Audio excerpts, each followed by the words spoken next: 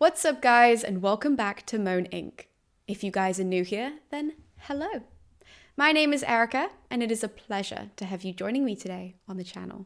Because for today's video, as you can see from the title, I am joined by Dr. Edith Hall. Now, Professor Hall is incredibly famous in the classics community, as well as the wider history and theatre community. So if you guys are in any of those little strands of the ancient world and just history, philosophy in general, you would have probably heard of her because of her various publications, translations, and work on the topic. Just coming into this chat, you might be more familiar with Dr. Hall because of Aristotle's Way, which was an incredible hit at the time. And let me tell you, her new book is equally as insightful and brilliant as that. Her newest release is titled Facing Down the Furies, Suicide, the Ancient Greeks, and Me. Now, given that that is the title, I did just want to warn you guys that obviously this conversation will be getting quite heavy. And so I thought that I would do something a little bit different and read you guys the blurb, and then that way you can decide if this conversation is for you right now. If it's not, if you decide that maybe you need a little bit more work on your journey before you can open yourself up to this conversation, please save it for later, because there are so many nuggets in the conversation that you're about to listen to. There are so many just brilliant and analytical points from the ancient Greek tragedies that can really help sort of push away that stigma surrounding suicide, that I would highly recommend that you come back to this at a later date. But let's deal with the blurb first. So it reads, an award-winning classicist, Dr. Hall, turns to Greek tragedies for the wisdom to understand the damage caused by suicide and help those who are contemplating suicide themselves. In Sophocles' tragedy Oedipus the Tyrant, a messenger arrives to report that Jocasta, Queen of Thebes, has killed herself. To prepare listeners for this terrible news, he announces, the tragedies that hurt the most are those that sufferers have chosen for themselves. Edith Hall, whose own life and psyche have been shaped by such loss, her mother's grandfather, her mother's mother, and her mother's first cousin all took their own lives, traces the philosophical arguments on suicide from Plato and Aristotle to Hume and Camus. In this deeply personal story, Hall explores the psychological damage that suicide inflicts across generations, relating it to the ancient Greek idea of a family curse. She draws parallels between characters from Greek tragedy and her own relatives, including her great-grandfather, whose life and death bore similar motivations to Sophocles' Ajax. Both men were overwhelmed by shame and humiliation.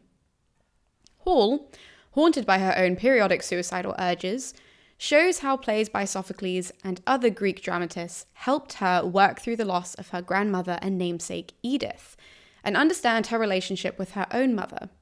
The wisdom and solace found in the ancient tragedies, she argues, can help one choose survival over painful adversity and offer comfort to those who are tragically bereaved. So as you can tell, this book is incredibly deep. So now is the time that if you are not prepared to listen to a conversation along those lines, now is the time for you to just save this video for later and to come back to it. But for all of you who are sticking around, I do just want to let you guys know that in the description, along with links to the book, I will also be listing some suicide prevention hotlines, as well as suicide prevention charities and mental health charities. If you guys want to make donations, forward the numbers, whatever it happens to be, everything is down in the description below pertaining to this topic. Now, Dr. Hall is so well known for her outreach of the classics and making it accessible to everyone.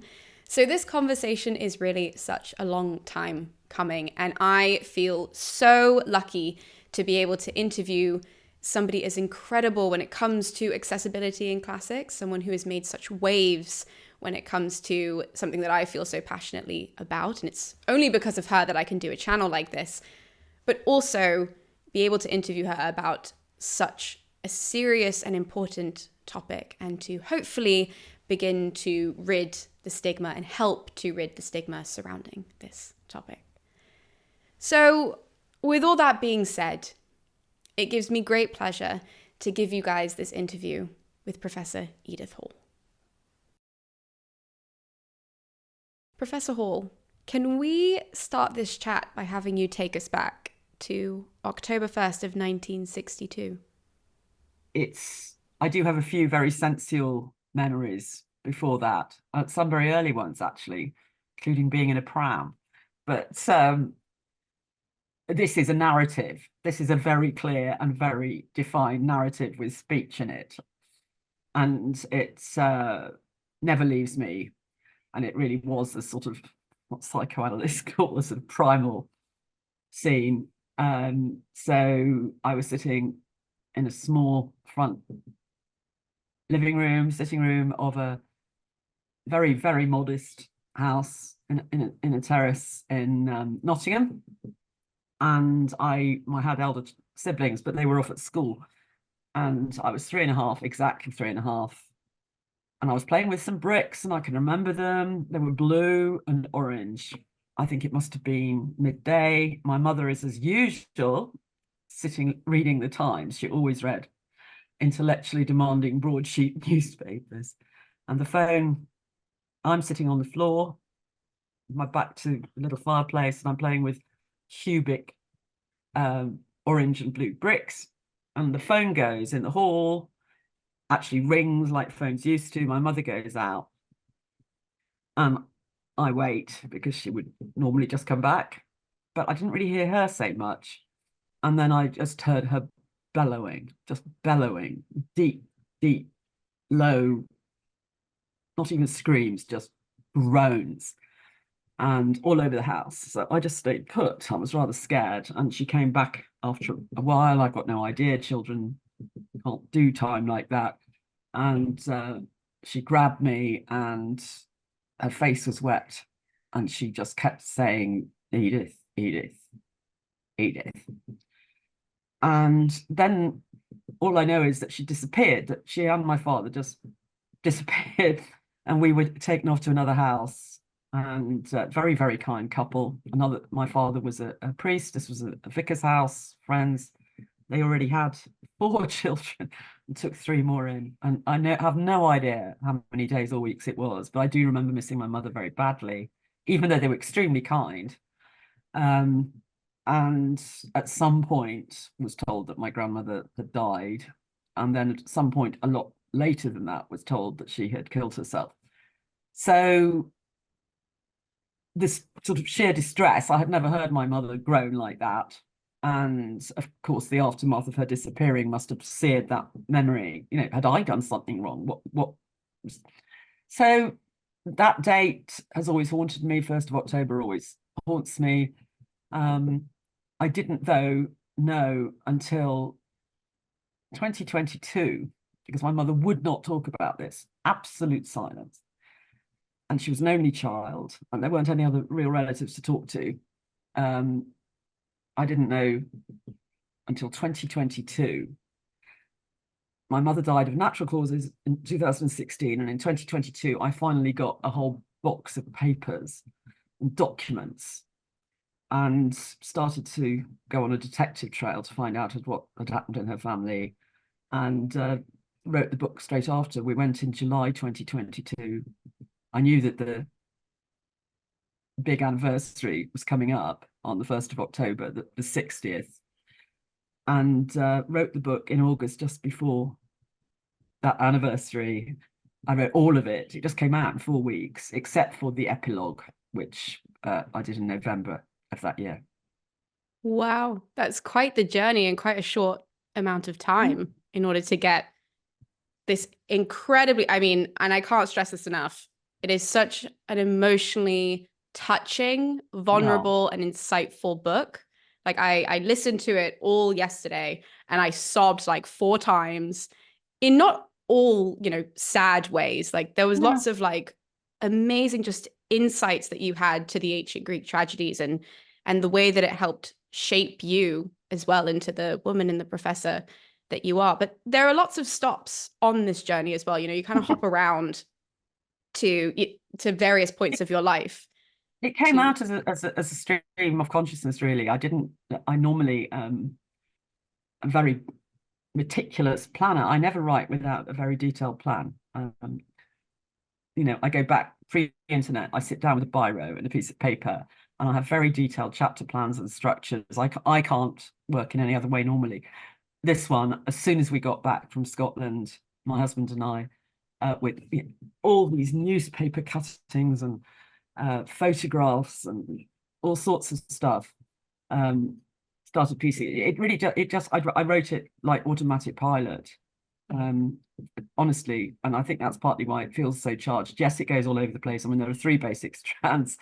There's my own sort of family history. There are chapters on the great grandfather whose suicide I dug up, which certainly lay behind his daughter, my grandmother's. There's a chapter on my mother. There's a chapter on me. But there's also, as you know, the whole philosophical strand. I delve very, as an academic, into the detailed history of philosophical attitudes to suicide, because I needed to understand why it was so taboo, that nobody would talk about it. And that chapter stands as an essay on philosophical attitudes to suicide, which I hope philosophers enjoy. But there's also a Trollope-esque. I see myself as the sort of, and of course I'm not a great novelist, but I'm the Trollope of East Lothian. It's like there was this very particular late Victorian and Edwardian bourgeois culture in this little town of Dunbar, where there are deadly hatreds and deadly rivalries and appalling frustrations and pent-up emotions, and that was very interesting to me. And I actually tried to bring that alive. So I'm hoping that people who nobody's ever written about East Lothian, Scott's novels are about the heart of Midlothian.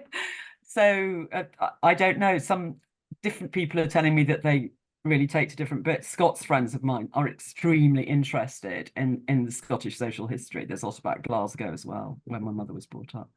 The Greeks are everywhere. These extraordinary plays about suicide, which nobody equal. There was nothing like them.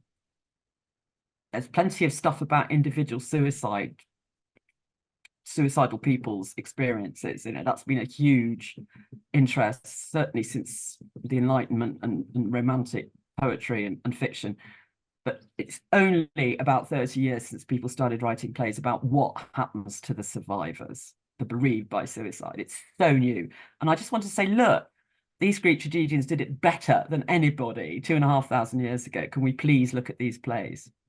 Speaking of the ancient Greeks, your journey with these plays, at least from what I understood, starts with Iphigenia at Aulis when you're 14. So what was it about this? Because that's a heavy play. So what is it about this play that at 14 you looked at and you went, whoa, this is something else. This is on a different level. I need to get stuck into this. I wish I could actually give you a very specific answer, because emotional impacts can't be always strictly analysed, and it's not a strictly analogous situation. That there aren't strict parallels, but this is a play where a girl of about the same age as I was at that time, she must be early teens. She's just marriageable, which for the ancient Greeks meant straight after menarche, so maybe 13, 14. And her father basically decides to sacrifice her to get to Artemis, to get the winds that he needs to blow the Greek fleet to Troy. And she's actually persuaded into it. She starts coming out with all this bizarre patriotic rhetoric, highly impressionable. She resists at first, but then starts spouting, I've got to die to save the Greeks from these evil barbarians. I mean, there aren't an evil barbarian. One Greek woman fell in love with a Trojan and went off with him. And the play unpicks that sort of stuff. And I wasn't even from a military family, but there was something about how a family talks itself into an atrocity, unspeakable atrocity, and the pain of the mother, very great. Clytemnestra's pain, I think, did resonate with me profoundly. It was from there, though, that I went to the Oresteia, obviously, because that is what happens 10 years later. And it was the Oresteia that really rang true for me. And, you know, at this stage, I have just finished a massive edition of the Agamemnon for series Aris and Phillips. I have edited the Agamemnon, which is payback time. That is where we hear how that death, simply the ghost of Iphigenia, has not been laid to rest. More than that, we hear about the ghost back another generation and even further than that. So it's about the fact that untoward and unresolved deaths, murders, doesn't matter, suicides, unfair deaths, untimely deaths, those ghosts haunt the house and they haunt the family, and there is no way to deal with them unless you talk about them. So that's what my book is trying to do, is lay the last ghost to rest. And in fact it did, because I end the book with the fact that in November 2022, my mother's ghost finally stopped harassing me after I'd written the book. Her fury stopped coming for me every night.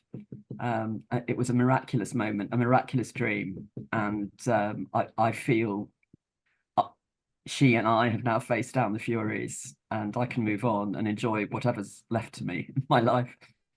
This imagery with the Oresteia is so powerful. I just did a series breaking it down on my channel for people to read and to sort of help them. Not analysis, just basic breakdown. We're going to help you read it. It's not scary, guys. Like, here's the general action.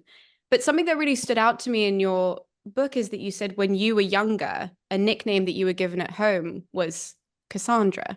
Absolutely. And very I was wondering if you could unpack, because the thing that really intrigued me about this is I wanted to know the timeline of when you read Aeschylus in conjunction to that, because then when you meet the character of Cassandra, did you have preconceived notion of this character? Did you like the character? Did you struggle with, like, how did that change how you interacted with her? Well, it's quite simple. Cassandra says the things that are actually happening. She's the only one who really knows exactly what's going on and why. And she speaks it, and everybody hates it. She names all the elephants in the room. She can see all the elephants in the room. And I had this urge as a child to say what is going on, name things. I had a very difficult relationship with my father and would say so. I wanted to talk about it. So I was called Cassandra to just shut me up. You're doom laden, you know, you're always miserable. You're always harping on the painful topics everybody else wants. We have all these metaphors: sweep under the carpet, elephants that we mustn't name. So I was called Cassandra in criticism. But of course, one of the most extraordinary moments in the Oresteia, that it was twice, in her clairvoyant vision. People say she's deluded, she's mad. She's not. She's the only one who can see what's going on. And she sees the dead babies, the furies of the little children back a generation, when Agamemnon's father had killed his brother Thyestes' children and served them up in a casserole to him. And there are these baby furies, little children furies haunting the house, and Cassandra can actually see them singing in a little chorus. You know, she can see them in the architecture of the house. And I think I have always felt in touch with the dead, including my poor grandmother's dead baby, which I think was, I mean, I'm having to speculate, but on top of everything else that her rather miserable life under patriarchy inflicted on her in the 1920s, she did lose a son. And I don't even know whether he was stillborn or lived, but it went to full term and he died. And my mother only ever told me that once. And I think I realized the gravity of it, that even I was silenced and couldn't ask about that more. But I know for sure, as somebody who's suffered from this inherited endogenous depression, that if a dead child had happened to me, that would be so nearly risking finishing me off. That thing, you know, to lose a child under any circumstances, I do not know how people get beyond it. So that dead baby was in there, as well as the suicidal people. And I named the ghost, so I was called Cassandra. Well, with your own journey with this, I think some of the most profound things that you wrote about were from your university days, where you're talking about that you were struggling at that time. This is the first time you're, encountering Plato and Aristotle and reading all of these great works. But for me, the thing that stood out was that you did some acting. You acted as Phaedra in Hippolytus, and then you were Athena in Ajax, which for me, reading that, I thought, God, this must have been such a in-your-face moment with these tragedies and these really dramatic stories that you do go into the book and analyze. But at the time, you're not really aware, I would imagine, that these things were actually going on within you. So what was that like to embody these characters and actually have to interact with that, with both of those storylines? Well, I love theatre. My ideal career would have been opera singer. I just didn't have the voice, I trained a bit, but I was much better at ancient Greek. No way. But so I love theatre. I love musical theatre. This is one of the reasons I love Greek tragedy, because it's theatre. It's theatre scripts. I don't think I fully analysed it. What did make the Ajax most uncomfortable was that it so happened that my elder brother was doing a doctorate at Oxford when I was an undergraduate, Lindsay, and he played Ajax. So I tortured my brother and sent him mad, so that he ended up committing suicide. And I did realise there was something extremely creepy about that. The Phaedra thing, I don't like that play, because I think it's the etiological foundation myth of women who cry rape. And I don't like it. I don't like it that it's treated as this great masterpiece of psycho, because every time anybody sees it, it's another classical authorization of the very, very widespread belief that women, a lot of them, lie about being raped by men for revenge. And in fact, it is a tiny minority. I've done the research on that as well. So I actually don't like the play because of its anti-feminist ideology. I don't like it at all. And I think that actually stopped me realizing just how awfully sad Theseus is, and how awfully sad the chorus are, and that she's left her own two children. That because I died halfway through, I had to lie on the grass on solid Johnson, trying not to twitch when insects went up my nose. I don't think that full impact came through to me till many years later, because I was so busy hating it. Well, also, you made the connection throughout the book of Ajax to then your great grandfather and his story. So can you explain, because Ajax is such an odd play to the beginners who are probably watching this video and who have just kind of done the very basic plays that I've done. So they wouldn't really know the story, and it's such a complex story for you to get into and connect and help you understand your great grandfather. Can you elaborate on that a little bit? The plot is Ajax has said some hubristic things like, I'm such a brilliant warrior, I don't need help from the gods. Bad idea in Greek myth. And Athena decides to punish him. He's very angry with his leaders. He feels he's been slighted because the great Achilles' arms did not go to him, and they really should have done. To all her, he's by far the close second to Achilles. He's by far the best living warrior on the Greek side. He's like the centre back. He's the one who holds everything together, stops the goals going in. He's saved so many lives. He's a magnificent warrior, but the arms went to the very clever Odysseus, who somehow managed to get them. And in the play, we start with Athena punishing him for being nasty to the gods, sends him mad. He wants to kill Agamemnon and Menelaus and Odysseus, the guys who didn't give him the arms. But he mistakes, she deludes him so that he attacks instead the livestock, the cattle and sheep of the kings. So when he comes round, he's just deeply humiliated. On top of being slighted, he has now made a total fool of himself. And he tells his wife, Tecmessa, and the chorus, who are hugely dependent on him, they're his own regiment that he's brought from Salamis. They need him. He tells them that he's going to kill him, tells them he's going to kill himself. They say, oh dear. Then they keep watch on him. So to get rid of them, he tells them that he's fine. He's changed his mind. He's just going to go back and live in Salamis. Okay, he's done one stupid thing, but he's going to live his life and look after them all. He says that to get rid of them, then commits suicide on stage. There's only 2 such scenes in all of Greek tragedy where you get the violence, and they're both suicides.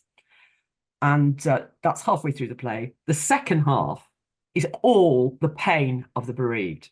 That is what fascinates me so much. We get this heart-rending speeches from Tecmessa about her vulnerability now as a widow who's going to get raped probably because she no longer has a protector. She was a Trojan captive.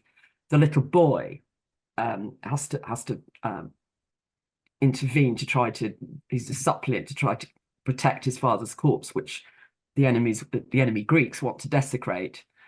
The whole second half of it is about getting his corpse buried because the Atridae, Agamemnon and Aeneas don't want. So the whole play's about how people feel when they were deceived. And they say all these things like, we should never have let him alone. We're so stupid. He was obviously disturbed. Why did we believe it when he lied? Now that interests me. It's not just my great-grandfather. I've read so much about suicide. The most vulnerable demographic by far is middle-aged men, young to middle-aged, who have been humiliated. They feel snubbed. They feel rejected professionally or in terms of male status. And they feel completely alienated from the people who love them, and they cannot talk to them. And what they do is lie and deceive to be able to convince people they're okay. There's a very close parallel in the recent remake of A Star Is Born, right? I don't know if you've seen that film, but where a great deal of, he says he's fine. When he has humiliated himself, he's been drunk, he's wet himself at an Oscars or at an awards ceremony. He's completely humiliated himself. His career is over, and he's not successful anymore as a singer. So he gets rid of everybody by saying he's fine, and he's going on the wagon, and he's going to have therapy, and he'll be fine. And he just takes that opportunity. Now, that is a really classic profile of a suicide. It's exactly what happened to my great-grandfather from what I could put together. He wanted to be mayor of Dunbar. He was on the council.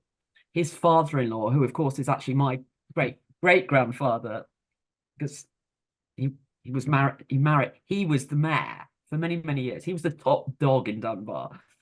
And my great-grandfather just hovered around with minor officers on the council. And I think he also had an acute drinking problem. If it wasn't drink, we found newspaper reports which showed that he'd been found very deranged in the streets sometimes. So he had humiliated himself like Ajax. But on the very day he did it, the newspapers say he was completely normal. He was completely at work. He was doing all the normal things. He looked completely calm. Nobody expected it. He deceived them into thinking he was all right, and just went out in the evening after a day at the office and drowned himself. So the parallels are all there, but it's not just the parallel between Ajax and my great-grandfather. It's between Ajax and a very large proportion of people who kill themselves.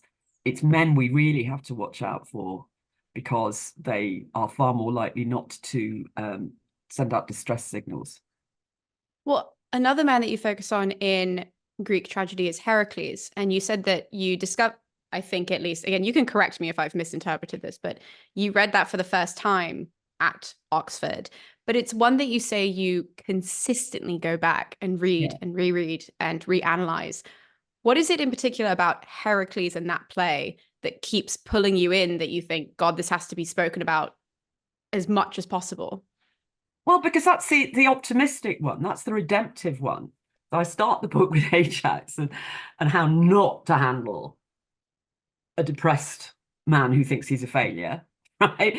And I end it with Heracles, which is exactly how to handle a depressed man who thinks he's a failure. Well, he is a failure, but So in that play, Heracles is portrayed very differently in different plays. The Greeks couldn't affect the total plot of the writers, but they could totally change characterization.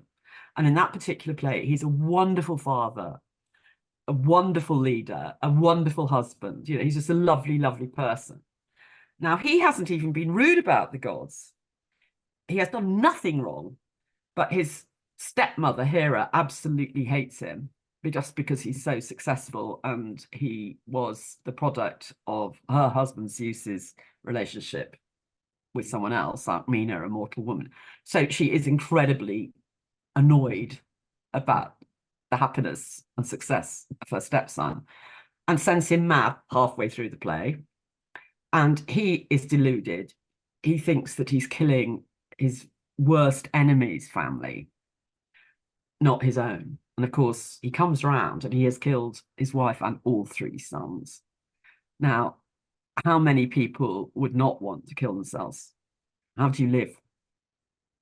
How do you live? You're not only thoroughly bereaved, you've lost everyone, but you did it, right? I mean, it's appalling. But his life is saved. The second whole half of that play is his friend, not relative, Theseus turns up, he rescued from the underworld. So there's a reciprocal tie of obligation. And his human father, who's not even his biological father, Heracles' human father, Amphitryon, his adoptive father. And this is very beautiful because this is humans' ties of love, not biology. And they have a word perfect script for talking him down from suicide. It's absolutely word perfect. I've talked to the psychoanalysts about it. I've talked to people trained to work for the Samaritans who talk to people like this on the telephone. So there are several things. First, they say, we are not leaving your side. Whatever you say, nobody is leaving you unattended. So you can't. Right? You just can't. We're not going to let you. So there's that security. They listen and listen and listen. Right? He pours out his distress, his whole life's misery of having to do all these ordeals because of this goddess, and the suffering, seeing these little corpses and his wife. But they offer him, Theseus offers him a life somewhere else. He obviously can't carry on living in Thebes where all this has happened, but he says, come and live with me. I will look after you in Athens. But the really important thing is they say what you've done does not cancel out everything you've done for Greece. You have liberated us from all these monsters and enemies and terrible things. You are a great man. You've done one bad thing, but it wasn't your fault. This does not wipe out what you've done. You know, you are a good person and you've got more good things to go on and do. And then we really need you. If you kill yourself, you're the most famous man in Greece. We all, you know, life is terrible. Life is just a horrible thing, horrible thing. If somebody as exemplary as you does it, then, you know, the effect on everybody, the demoralizing effect on everybody else, you have actually got to go on living. And that is the heroic thing. They put it in his own language. True nobility and heroism is to decide to live even when your everyday is really unpleasant because you owe it to everybody else. And he gets that. And he says, okay, I see that that's true bravery. That's much braver than strangling the odd lion. That is true courage. And he goes off, and right at the end, he said, but I've got to deliver. Cerberus has been on stage all the time, by the way. People don't realise that with the play, because he's brought him back. It's his last ordeal. He's got to deliver him to Eurystheus, the horrible man who laid the labours on him. And he says, I've got to do this. But he says to Theseus, you've got to stay by my side all the time, because I think I might still damage myself. So he goes off to deliver Eurystheus, Cerberus to Eurystheus, but Theseus will never ever leave him alone. So it's exactly the opposite of the Ajax. It's how to handle a suicidal crisis. Extraordinary script, and it's never put on. And I think it's never put on because people don't like suicide, which I also discuss in the book. They think it's contagious. They think it's will encourage other people to do it. It's just too painful because it rams home the misery of the human condition. That why do we all carry on every day? Well, I wanted to ask you about that because I think that your book does such a good job of balancing the ancient world.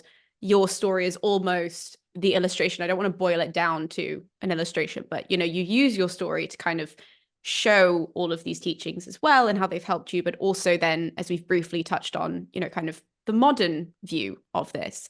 So I was wondering, through the journey of writing this book and researching, why do you think that suicide is clearly something that people are still very fascinated and want to talk about? Like, why is this something that keeps becoming the subject even of like Netflix series now and studies and all of this? Like, from your research, do you think there's a certain conclusion that you've come to? Well, I think that is actually quite new.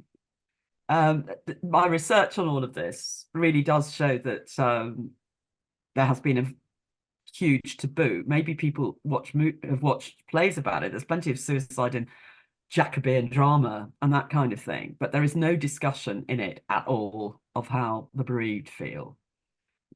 There isn't. That's what I want this book to do. This is not actually, I mean, I hope it would help somebody in suicidal despair, but I hope what I'm really writing it for is people like my mother, who had to live her whole life knowing that 3 very close family members had just decided life's a bitch and it's not worth fighting her anymore.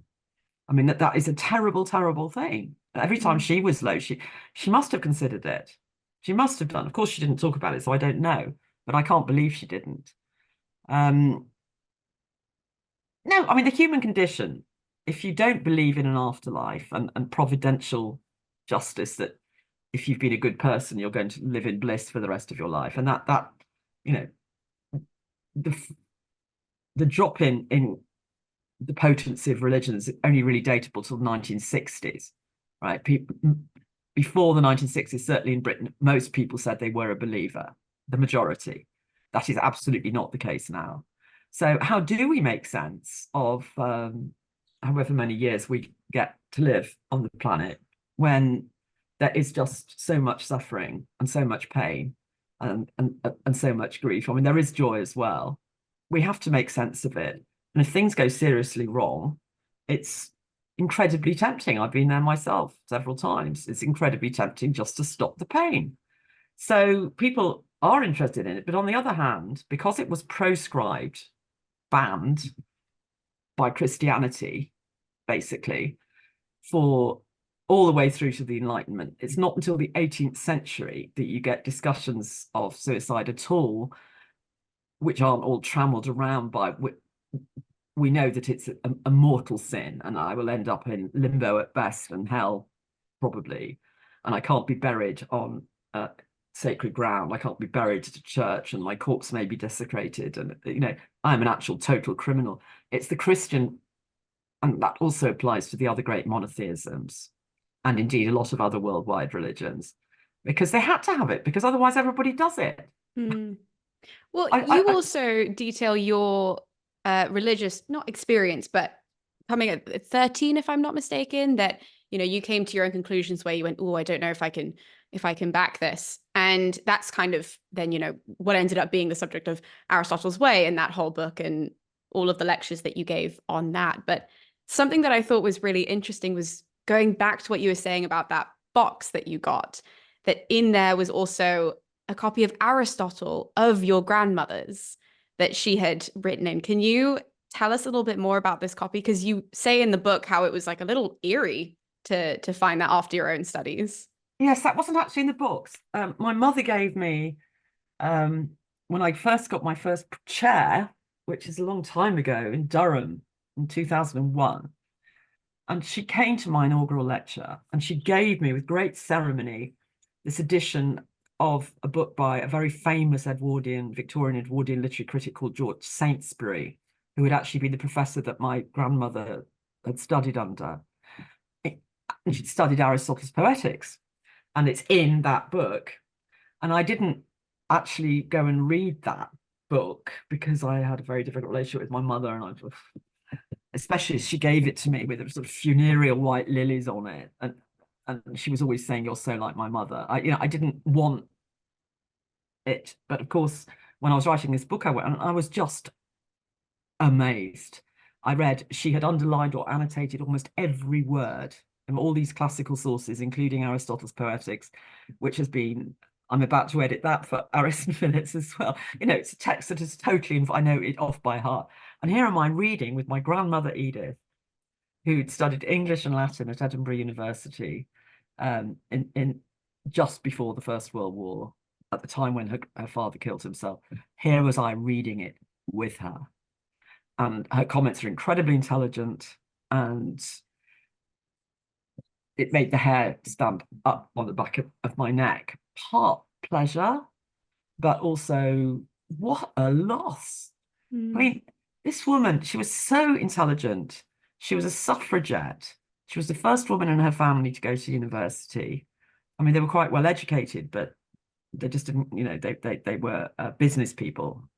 She went off to Edinburgh University before hardly any women had, was very prominent there, got an extraordinarily good distinction on her English literature, went into high school teaching and gave it up.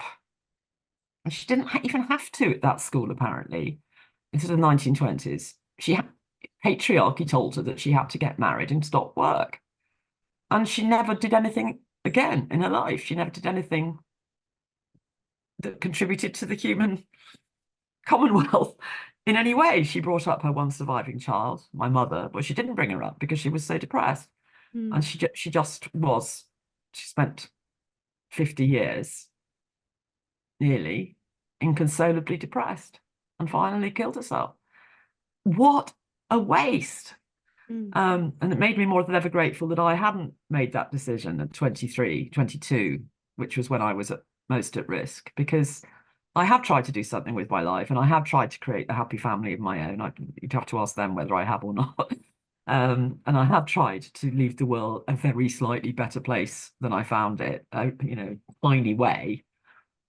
Tried to shift the field of classics, which has always been very elite, to be a bit more diverse and a bit more progressive. You know, that is what I hope I can say on my deathbed. And I wouldn't have done any of that if I hadn't died in despair just before my finals, which I very nearly did. Well, back to that moment, you detail that in the book and you say that you pushed through, as obviously is apparent, you know, you pushed through that moment. But what was interesting is that then you leave the classics, you leave education, you leave the classics.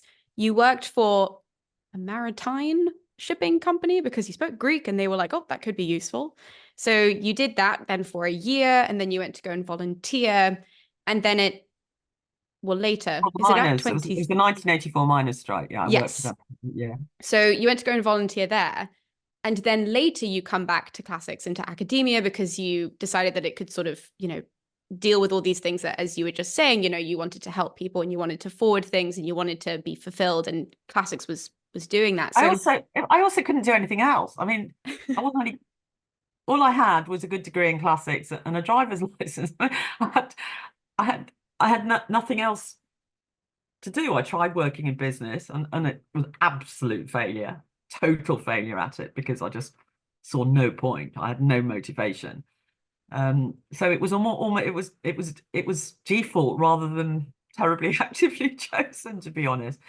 But I've if life gives you a lemon, make lemonade. So I've used the only thing I've got is a good analytical intellect and communication skills. I can objectively analyze myself as having those two qualities. So that's what I did. Well, you said in Aristotle's way as well that, you know, you didn't know what you wanted to do until you were 27. And that was like really spooky to me because I'm 27 now. So I was like, oh, goodness. Plenty of time, darling. Me and Edith at totally different moments of our lives. So I was wondering, because the majority of people who do watch my videos are people who have either gone to go get a degree that is more practical than classics so that they can, you know, make money and so on and so forth, or they didn't go to university at all and they wanted to study the classics. So what's the advice that you can give as somebody who found, you know, their calling essentially a little bit later than what is traditionally, it's not later at all, but traditionally is seen as sort of the time to do that? What's the advice that you can give to them?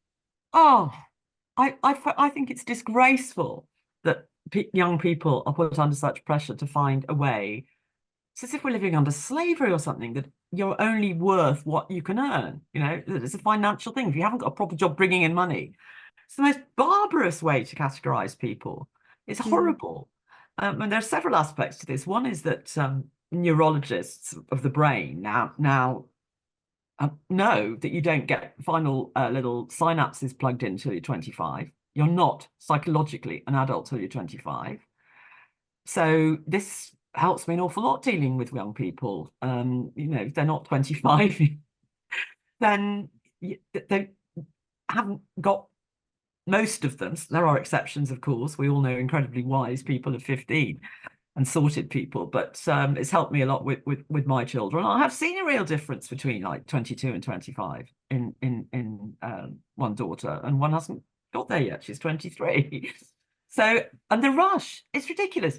Everybody told me when I went back to, and because I got a first, at those days, you could automatically get a doctoral grant. You can't anymore. Oh, wow. I could, I know. Well, I think you have to have quite a good first, but you know, I got the money without any problem, and I'd saved some money working in business.